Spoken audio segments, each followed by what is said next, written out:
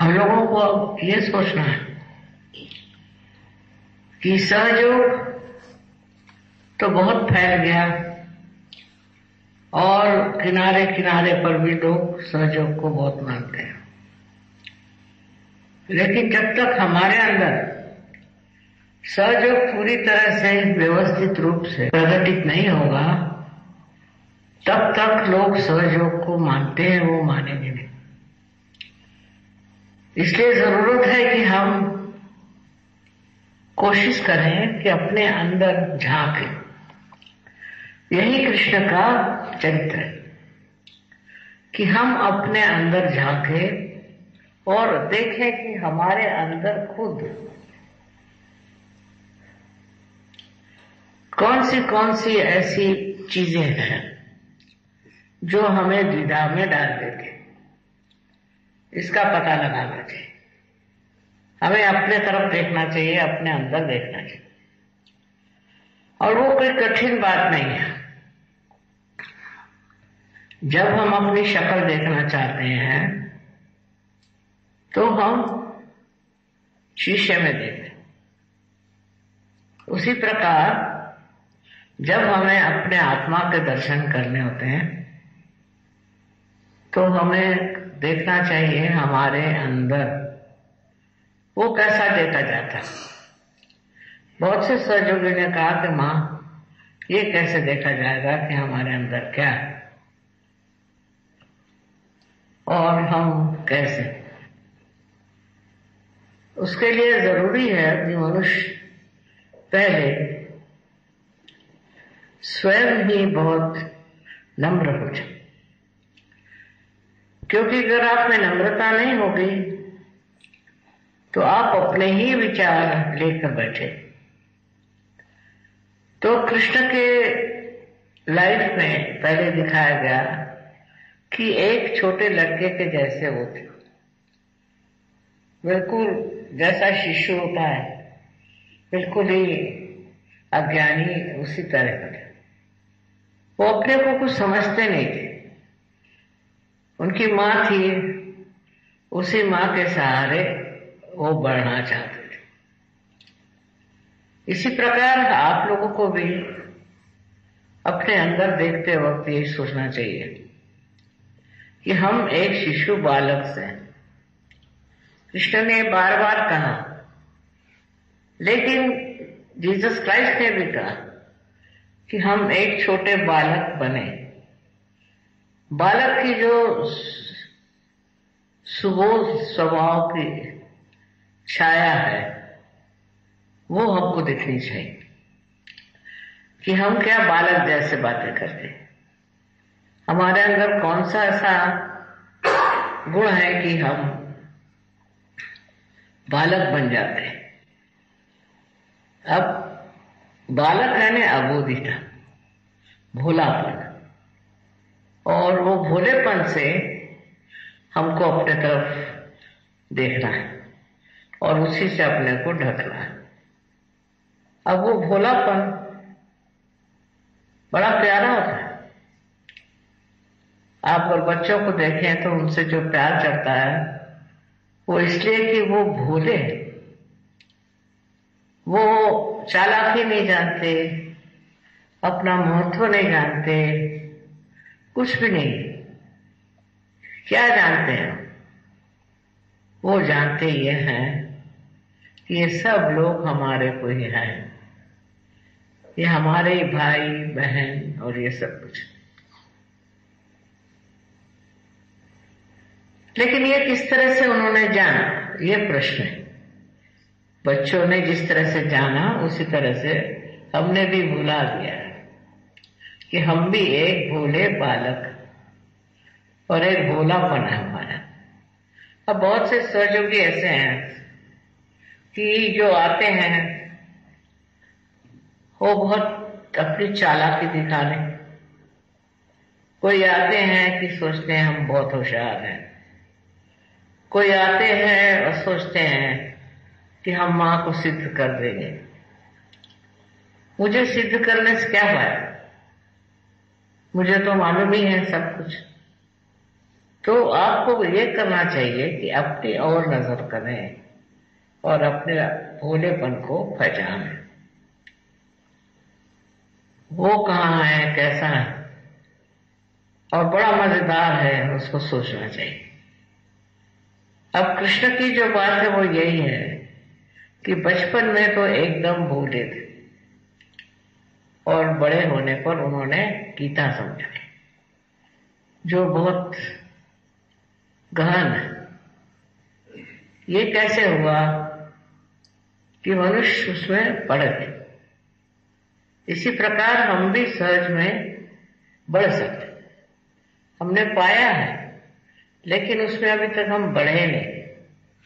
और बढ़ने के लिए हमें चाहिए कि जो अपने बारे में ख्यालात हैं उसको छोड़ दें। पहले तो बच्चे जैसा स्वभाव होना चाहिए।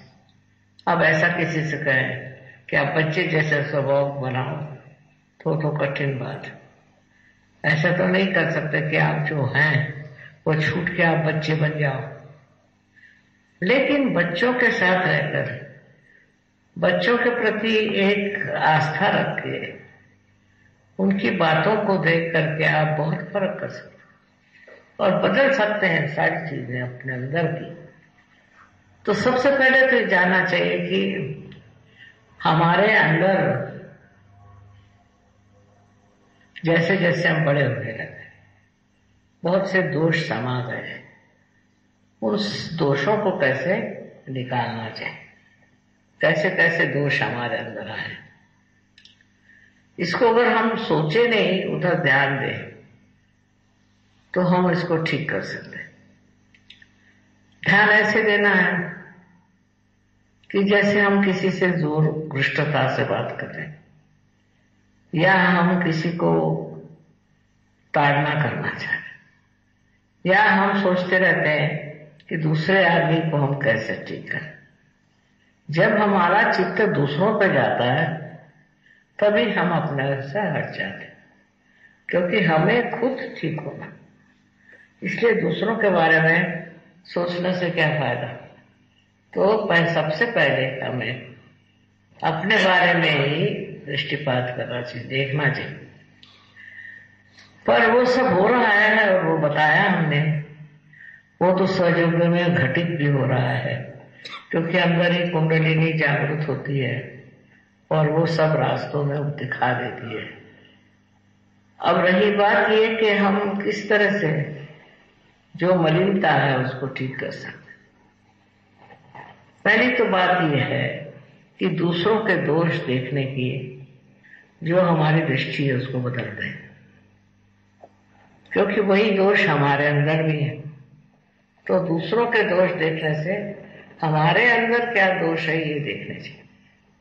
अगर ये देखना हमें आ जाए तो बहुत कुछ अपने आप ठीक हो जाएगा। कोई साधु संतों का क्या है कि वो अपने अंदर के ही दोष देखते हैं और अपने ही को सोचते हैं कि ये ऐसे क्यों हो गए, हम ऐसी कड़ी बात हम क्यों कहते हैं, ऐसी झूठी बात क्यों कहते हैं। तो ये अपने को देखने का एक प्रवाह है होता है। ज्यादातर हम उसको मानते नहीं और उस प्रवाह में बैठते नहीं, हम अपने को उससे अलग समझते हैं। पर ऐसी बात नहीं है। अगर हम समझ लें कि हमारे अंदर जो ये प्रवाह है जो हमें ऐसे रास्ते पर ले जाता है कि जहां हम अपने को नहीं पहचान सकते, तो फिर आदमी अंदर की तरफ मुड़ सकता है। अब कहने से कि तुम अंदर की तरफ जाओ, ध्यान करो, अपने अंदर की बहुत सी बातें निकालो, सब कहने को तो कह देंगे, लेकिन उससे नहीं होगा। इसीलिए ध्यान करना, प्रयत्नशील रहना चाहिए। और हमारे पास ऐसे साधन हैं, जैसे कृष्ण का ध्यान करना। कृष्ण के ध्यान से हमारे अंदर की सफाई हो जाती है। पर हम उल्टे हैं, तो कृष्ण के ध्यान में हम ये सोचते हैं कि हम दूसरों के दोष देखते हैं। जब हम कृष्ण का दोष देखते हैं तो हमें दिखाई देगा, पर हमें अपना दोष नहीं दिखाई देगा। ये हमारे साथ बहुत जाती है कि हम अपने दोष नहीं देख सकते, कृष्ण के दोष तक देख लेंगे। बहुत से लोग मैंने देखा है, किताबें लिखी उन्होंने कि कृष्ण ने क्या क्या दोष थे, क्या गलत काम किए, उनको कैसे रहना चाहिए।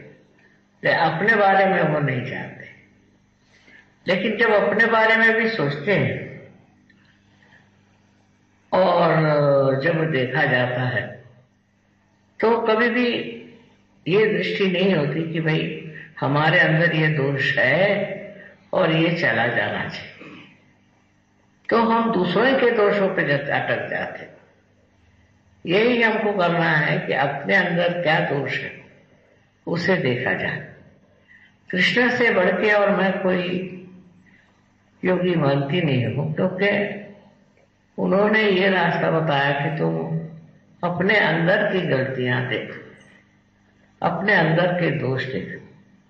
ये बहुत बड़ी बात है। उन्होंने सिर्फ कह दिया, करने वाले बहुत कम। ज्यादातर दूसरों के दोष देख लीजिए तो सबको याद है, सबको मालूम है। अपने दोष बहुत कम लोगों को समझ में आते हैं, इसीलिए वो ठीक नहीं होगा। अपने दोषों से परिचित होना चाहिए और हंसना चाहिए अपने ऊपर कि देखो हम क्या दोष कर रहे हैं, हमारे अंदर क्या दोष है। ये हमें सोचना चाहिए, बजाय इसके कि हम और लोगों के दोष दें। शांत रस तो होता क्या है कि चित्त हमारे ऊपर नहीं रहता, दूसरों के दोषों पर जाता है और उससे वो विचलित हो जाते हैं हम लोग और समझ नहीं पाते कि अरे ये तो हमारे ही दोष थे, हम क्यों दूसरों के दोष देख रहे थे। उससे क्या उनके दोष हो सके, हमारे दोष ठीक हो जाएंगे? बिल्कुल नहीं हो सकते। धीरे धीरे ये बात समझ में जब आ जाएगी तो मनुष्य जो है वो दूसरों के दोषों पे लक्षित नहीं हो, अपने ही दोषों को देख करके हैरान होगा कि हमने कितने सारे ये राक्षस पाल रखे अपने अंदर, हमारे मन के अंदर, और कितनी गंदी गंदी बातें हम सोचते रहे। जब ये सफाई होना शुरू होती है तो मनुष्य एक तरह से विशेष रूप धारण करता है, और वो रूप ये है कि उसके अंदर शक्तियां आ जाती और उस शक्ति से वो अनेक कार्य कर सकता। इसलिए नहीं कि उसका अहंकार बढ़े, पर इसलिए कि उससे सफाई हो गई। अगर उससे अगर सफाई हो गई तो अपने सफाई का तो काम है।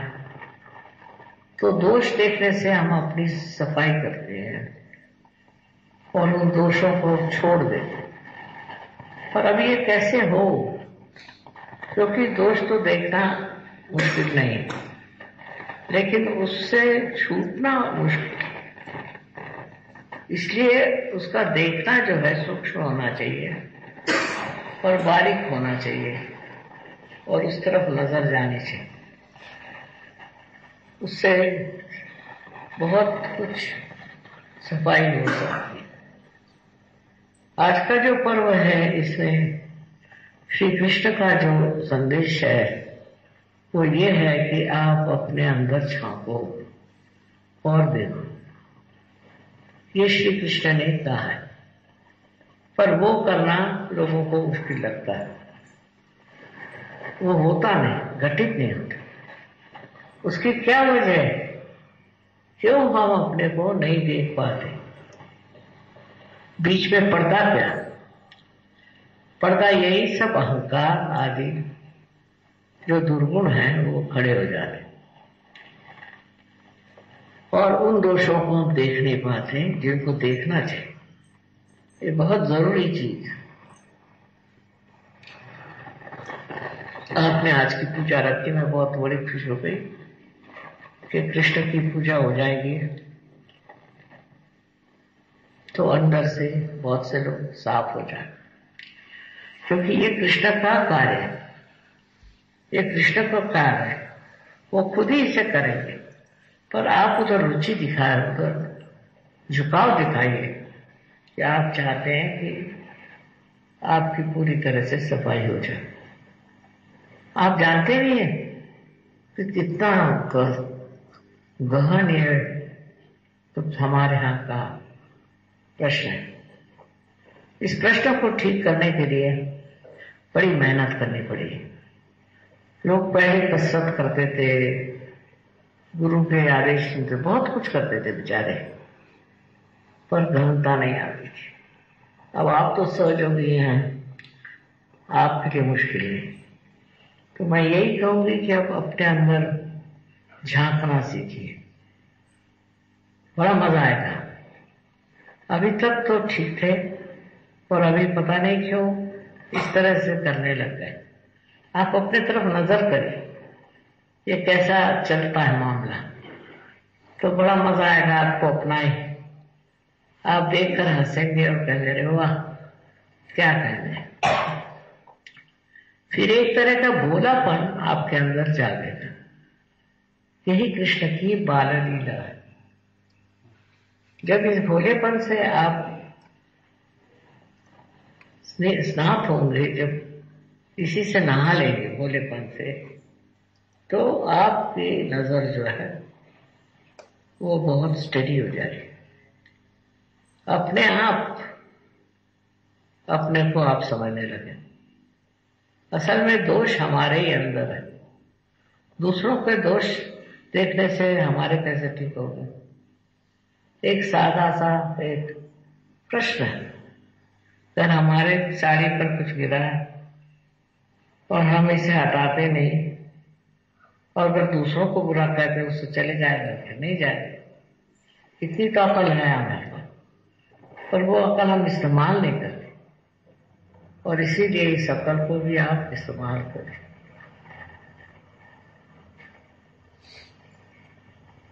किसी को समझ में बात नहीं आई हो तो आप प्रश्न पूछ सकते हैं। मराठी का विचार आता है।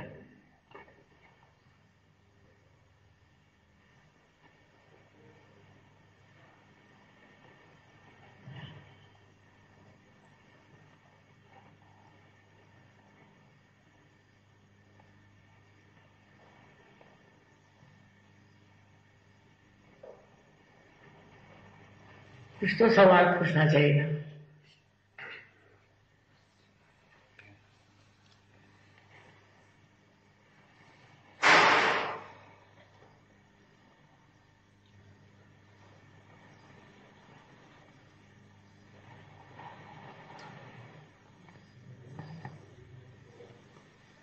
चित्त अंदर जा रहा है। अब देखिए अपना चित्त जा रहा है अंदर, हम धकेल रहे हैं, पर अब अपने आप को आ जाए। चित्त को आदत हो जाएगी कि वो अपने आप अंदर जाएगा।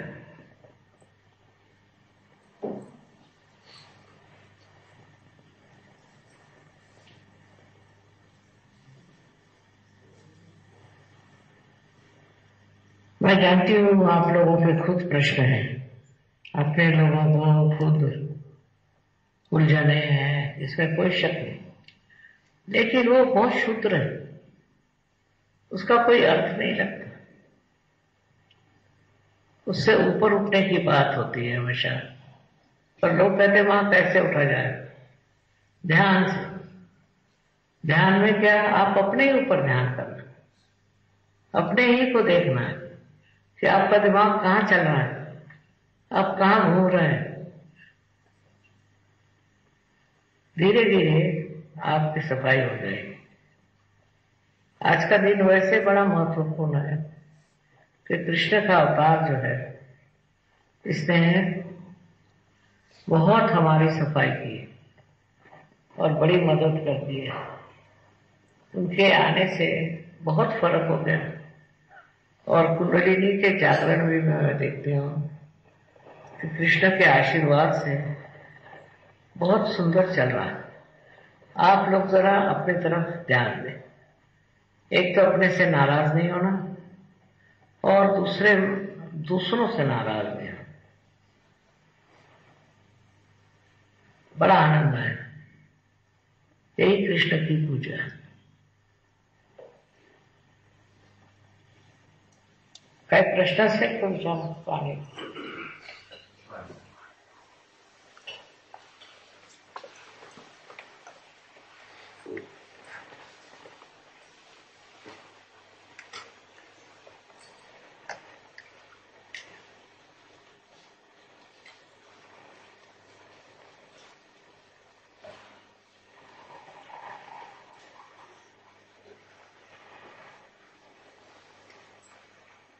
विचारायला पाहिजे प्रश्न।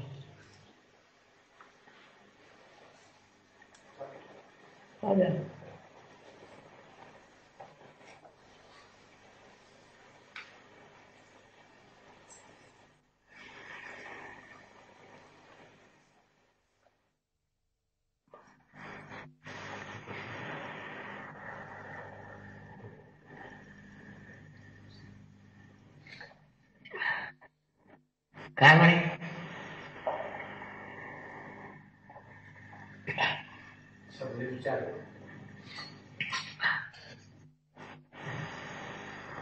आहे का प्रश्न काही?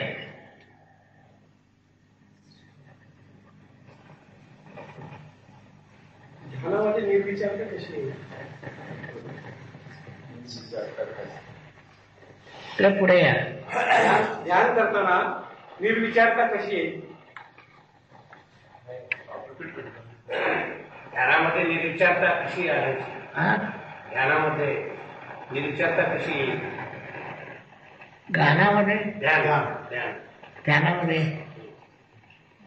ध्यानामध्ये काही विचारायचं नसतं, नुसतं जाणायचं असतं।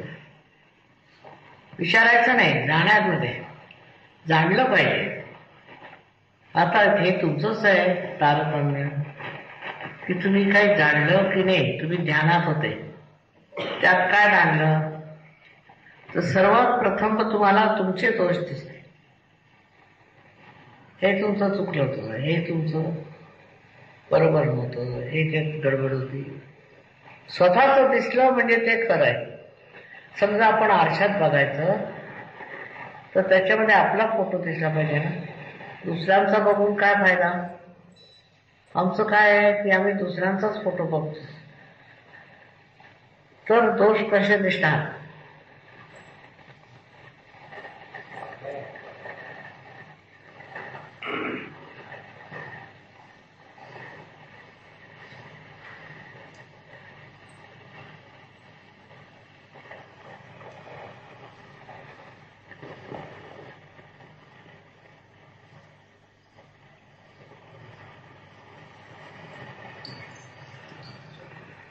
अगरूंपासून ज्या बाधा येतात तर त्यांच्यापासून आपलं संरक्षण स्वतःचं कसं करायचं?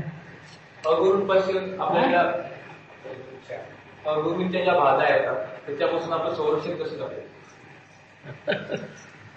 पहिल्यांदा तुम्ही गेले कसे हा प्रश्न विचारा अगुरूकडे।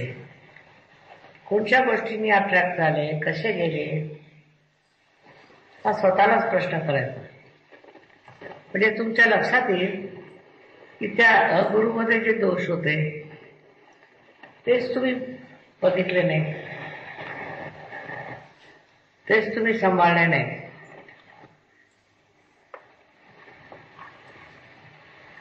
अगुरूंवर मी एक लेक्चर दिलेलं आहे, त्याच्यात मी सांगितलेलं आहे की हे लोक काय काय प्रकार करतात आणि कशाने लोकांना पुरळ घालतात।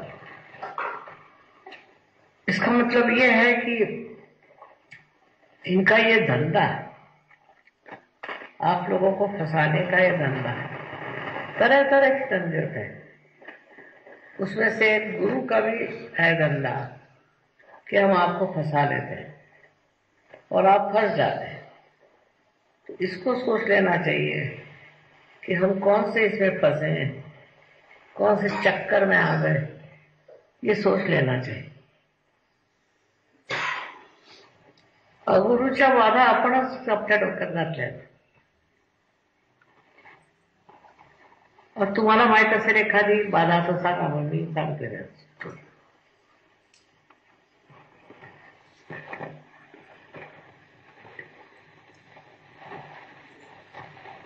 उभे ना. हाँ नहीं बोले.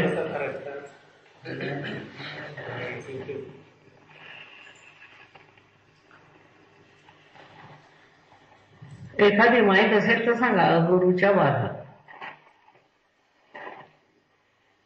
काय करतात? पहले तो आपकी जेब देखते हैं, है ना. जैसे उन्होंने आपकी जेब देखना शुरू करी तो आपको समझना चाहिए कि चक्कर कुछ और है. पर ये तो बहुत मोटी बात है. सरल बात यह है कि आपको देते क्या. बहुत से कोई चक्कर में नहीं डालना चाहते पर अपना महत्व करना चाहते और इसलिए गुरु बन जाते हैं. असं असतं स्वतःचं महत्व. तो ये देखना चाहिए. इसका मतलब आपको क्रिटिकल होना चाहिए इस मामले में, तो उससे छूट जाएगा. लेकिन ज्यादातर लोग उन्हीं की बाधाएं ले लेते हैं. उनका अहंकार, उनका गुस्सा, उनकी तबीयत, बहुत सी बातें आप गुरु से की ले लेते हैं. फिर ऐसे गुरु जब बीमार पड़ते हैं तो उसकी छाया आपके अंदर भी दिखाई देती है.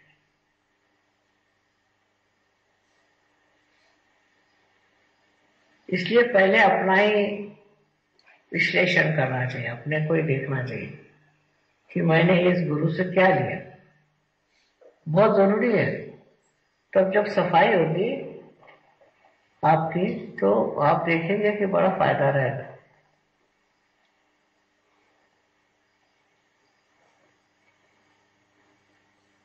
आप गुरु के पास गए क्यों?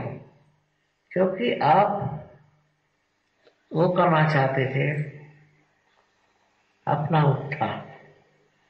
आप गुरु के पास गए कि आप जाने क्या है, लेकिन वो उल्टे आप ही फंस गए. तो इस गुरु को, ऐसे जो गुरु है उनसे बचने के लिए क्या करना चाहिए आप खुद ही समझ सकते हैं.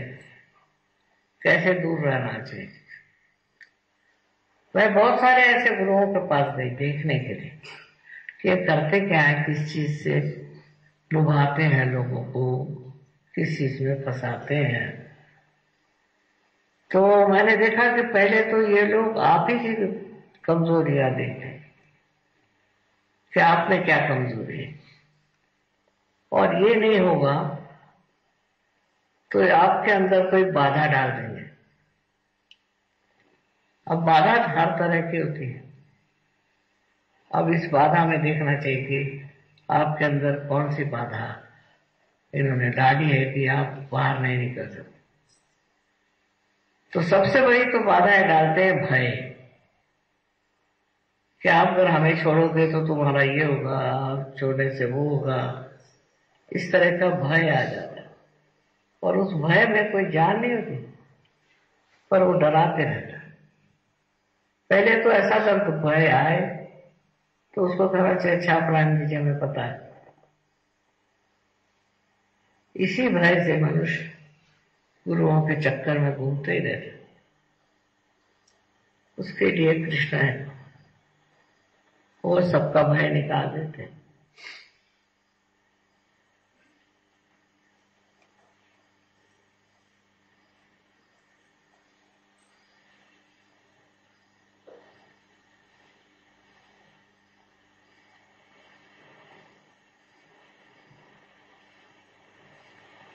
झाला तो प्रश्न नाही. सगळे निर्विचार मध्ये, काय सगळे निर्विचार मध्ये बसले. बरं.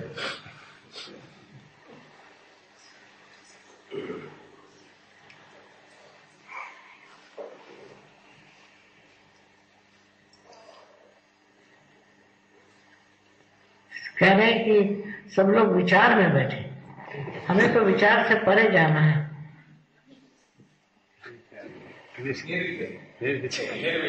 निर्विचार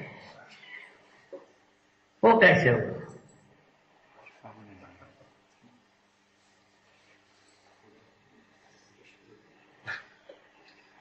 क्या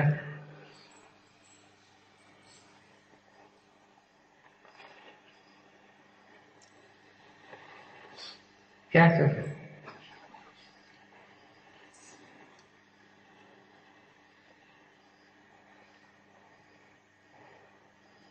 इतनी अच्छी पूजा बनाई है आपने कि मैं भी देखते ही रह जाती हूँ।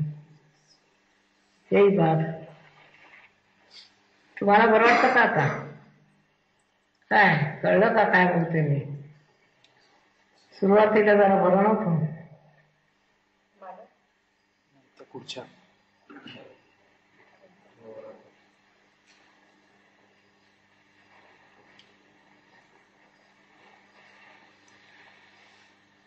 हाँ आता बरं आहे. वातावरण कसं आहे? शांत, आणखी प्रेमळ.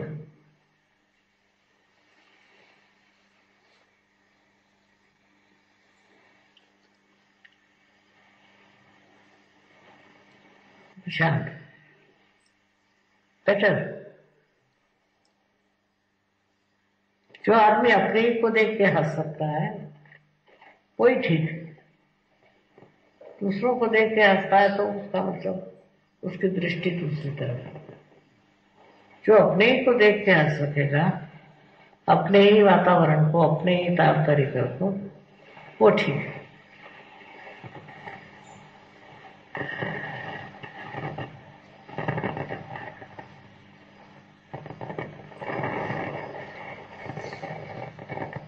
बेटा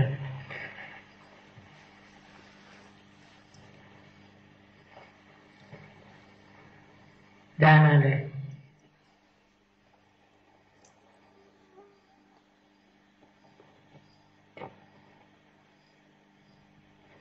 आनंद आले.